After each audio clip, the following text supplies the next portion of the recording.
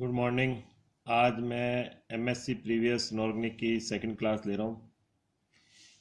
First class में मैंने आपको माइक्रो स्टेट्स के बारे में बताया था, जिसमें मैंने आपको बताया था कि जो इलेक्ट्रॉन का ऑर्बिटल के अंदर, और ऑर्बिटल अप्रोक्सीमेटली जो सिमिलर एनर्जी ऑर्बिटल है, उसमें जो इलेक्ट्रॉन का अरेंजमेंट होता है और कितने तरीके से अरेंजमेंट पॉसिबल है, इसी को हम क्या कहते हैं, माइक्रो स्टेट्स।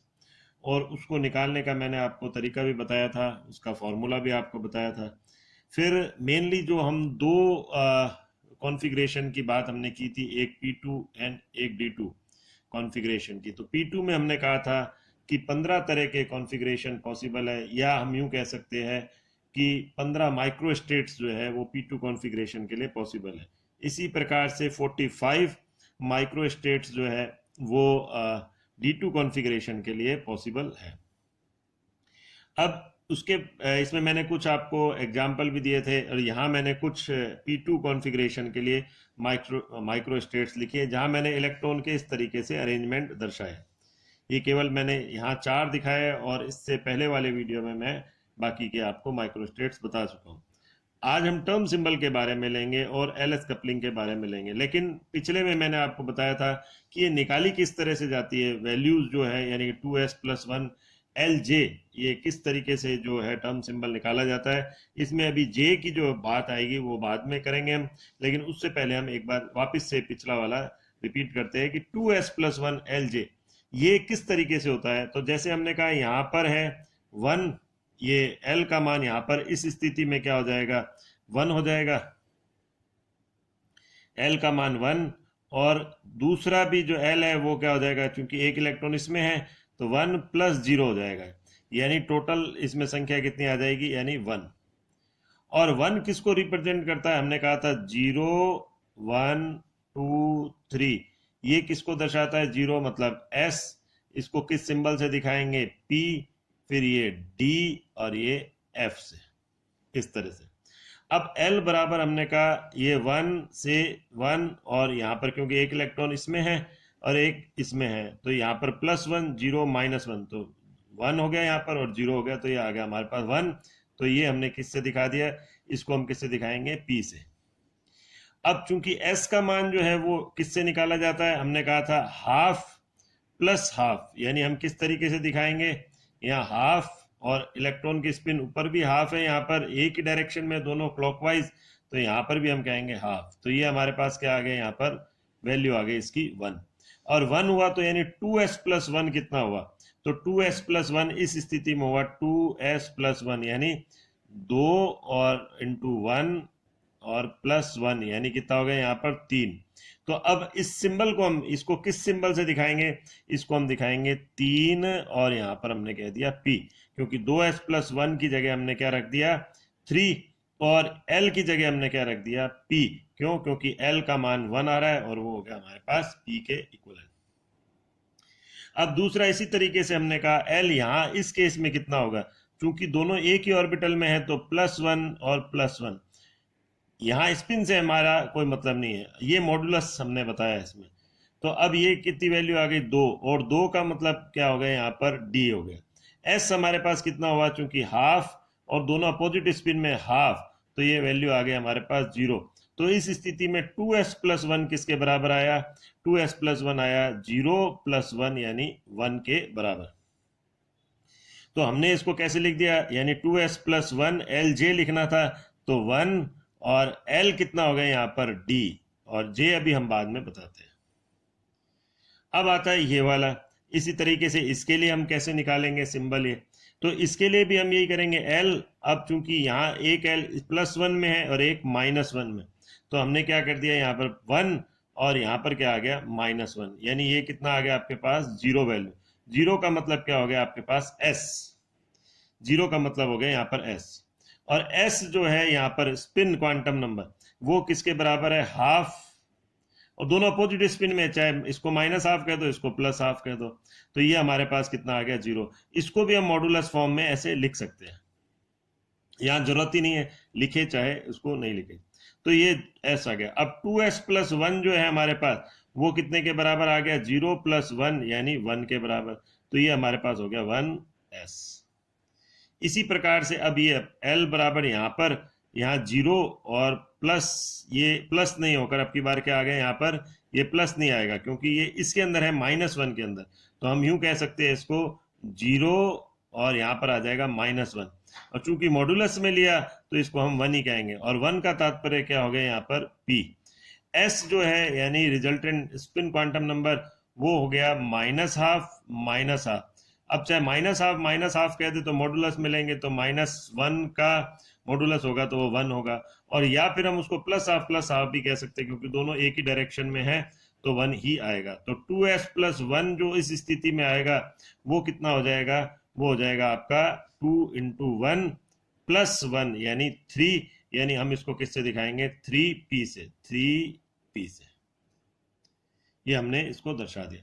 तो ये हमने बताया था जो पिछली क्लासेस में भी था, और उसके कुछ एग्जाम्पल हमने वहां दिए थे और अभी कुछ एग्जाम्पल यहाँ पर आपको बता दिए। अब आता है टर्म सिंबल और एलएस कपलिंग। यहाँ पर हम जो ले रहे हैं टॉपिक आ गया आपका टर्म सिंबल और एलएस कपलिंग। तो मल्टी जो इलेक्ट्रॉन सिस्टम होता है, मल्टी इलेक्ट्रॉन सिस्टम में क्या होते हैं कि जो आपके स्पिन क्वांटम नंबर, या हम यूं कह सकते हैं कि स्पिन एंगुलर मोमेंटम और ऑर्बिटल एंगुलर मोमेंटम क्या करते हैं, वो इंटरेक्ट करते हैं और वो आपस में क्या करते हैं, कपल करते हैं। यानी मल्टी इलेक्ट्रॉन सिस्टम में जहां पर यानी कि 2 या अधिक इलेक्ट्रॉन हो तो वहां पर स्पिन एंगुलर मोमेंटम एवं ऑर्बिटल एंगुलर मोमेंटम आपस में कपल करते हैं, और उस कपलिंग के बाद वो क्या देते हैं, रिजल्टेंट एंगुलर मोमेंटम देते हैं। तो मल्टी इलेक्ट्रॉन सिस्टम में द रिजल्टेंट एंगुलर मोमेंटम, तो हमने यहाँ लिखा भी है, in multi electron system the resultant angular momentum and energy of system is expressed in term symbol. अब इसको किस तरीके से दर्शाया जाता है, यानी एक तरीके से हम कहें कि टर्म सिंबल क्या रिप्रेजेंट करता है। टर्म सिंबल जो इंडिकेट करता है electronic configuration and resultant angular momentum of atom. अब यहां हमने लिया S जो है वो है रिजल्टेंट स्पिन एंगुलर मोमेंटम, और इसकी वैल्यू जो होगी वो S1 + S2 से लेकर S1 - S2 तक होगी। इसी तरह से L जो है वो स्मॉल L1, इसको रिजल्टेंट ऑर्बिटल एंगुलर मोमेंटम कहेंगे, तो ये L1 + L2 से लेकर L1 - L2 तक होगी, और ये मॉडुलस में होगी। यानी मॉडुलस में ये कोई भी साइन अगर नेगेटिव में है तो वो पॉजिटिव में हो जाएगा। इसी प्रकार अब J का मान जो है, जो हम J की बात करते हैं, वो किसको दिखाता है, एलएस कपलिंग को, यानी उसका मान L + S से, कैपिटल L + S से, जो रिजल्टेंट स्पिन एंगुलर मोमेंटम है और जो रिजल्टेंट ऑर्बिटल एंगुलर मोमेंटम है वो L + S से लेकर L - S तक होगा।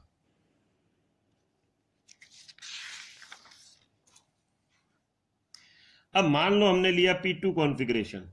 P2 में हमें पता है, क्योंकि अभी हमने कहा था P2 का मतलब यानी कि दोनों इलेक्ट्रॉन किसके अंदर है, P के अंदर है, और P के लिए जो L का मान होगा वो हमें पता ही कि जैसे S के लिए 0 होगा, L के लिए 1 होगा, S के लिए 0 होगा, 1 जो होगा वो किसको दिखाता है, P के लिए 1 होगा, ऐसे D के लिए 2 होगा, F के लिए क्या हो जाएगा आपके ये 3 होगा। तो इस तरह से तो P1, क्योंकि दोनों इलेक्ट्रॉन किसके अंदर है, P ऑर्बिटल के अंदर है, तो L1 क्या हो जाएगा, 1 + 1 हमने ले लिया, और ये L2 भी क्या ले लिया, 1 ले लिया।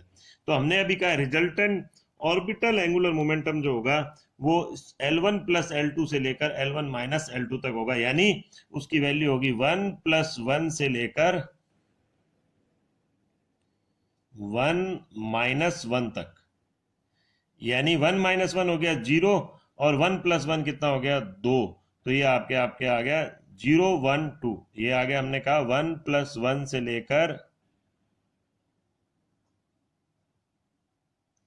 और 1 - 1 तक। तो हमारे पास इसकी 3 वैल्यू आ गई, किसकी, कैपिटल L मतलब क्या हो गया, रिजल्टेंट ऑर्बिटल एंगुलर मोमेंटम। तो 2 1 0 इसका मान आ गया, और इसके कॉरस्पॉन्डिंग स्टेट कौन सी होती है, तो हमने कहा अब जो कैपिटल 0 जो है वो 0 जो है वो कैपिटल S को दिखाता है, 1 जो है वो कैपिटल P को, क्योंकि रिजल्टेंट आया है, तो 1 जो है वो P को दिखाता है, 2 जो है वो किसको दिखाता है, D। तो कॉरस्पॉन्डिंग स्टेट हो गई S, P और D। अब आता है S1 + S2 से लेकर S1 - S1, S1 - S2, इसको हम क्या बोलेंगे, रिजल्टेंट स्पिन एंगुलर मोमेंटम, यानी ये कौन सा होगा आपका, रिजल्टेंट स्पिन एंगुलर मोमेंटम। तो ये हमें पता है कि इलेक्ट्रॉन की स्पिन क्या होगी, या तो हाफ होगी और या फिर माइनस हाफ होगी। तो हाफ प्लस हाफ से हमने इसको बता दिया, ये कितना आ गया, हाफ प्लस हाफ से, और ये कितना आ गया, हाफ माइनस हाफ। तो यानी अगर मैं इसको यहां लिखूं तो ये कितना आ जाएगा हमारे पास, हाफ प्लस हाफ यानी 1, और दूसरा कौन सा आएगा, ये 0। इस तरह से हमने कहा इसके दो वैल्यू हो गई, 0 और 1।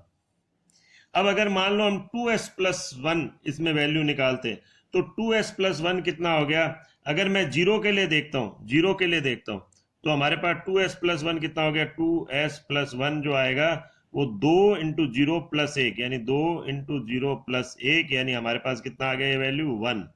और अगर मान लो मैं 1 के लिए देखता हूं, तो ये मान कितना आएगा 2s प्लस 1 का, तो 2 इंटू 1 प्लस 1, यानी ये आ जाएगा हमारे पास 3।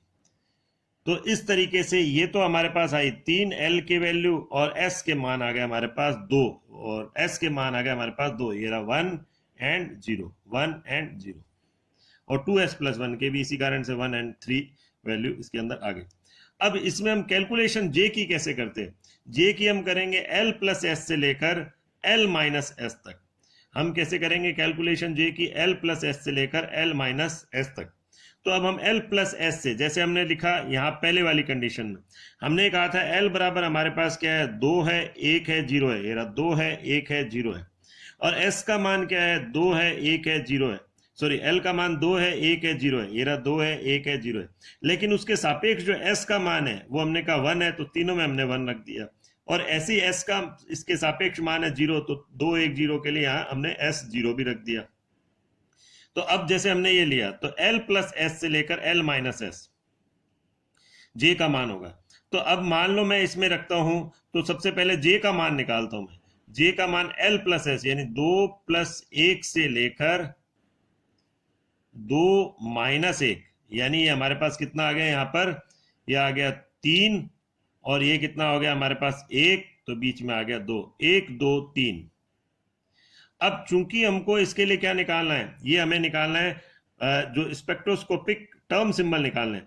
तो अब हम इसके लिए क्या करेंगे, हम इसके लिए करेंगे 2s प्लस 1 LJ, ये मैंने आपको बताया था अभी। तो अब इसको कैसे हम निकालेंगे, हम इस स्टेट के लिए निकाल रहे हैं।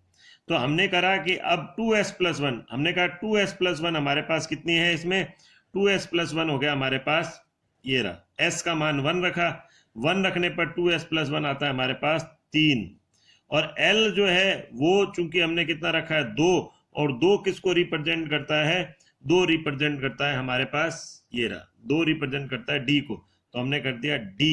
और J का मान हमारे पास आ गया 3 2 और 1, तो हमने लिख दिया 3D3 3D2 और 3D1। तो इस प्रकार से इस स्टेट के लिए हमारे पास 3 स्पेक्ट्रोस्कोपिक टर्म सिंबल आए। अब अगले वाले स्पेक्ट्रोस्कोपिक टर्म सिंबल आप एक बार खुद निकाल के देखेंगे, नहीं तो उसे नेक्स्ट वीडियो में हम बताएंगे। Thank you.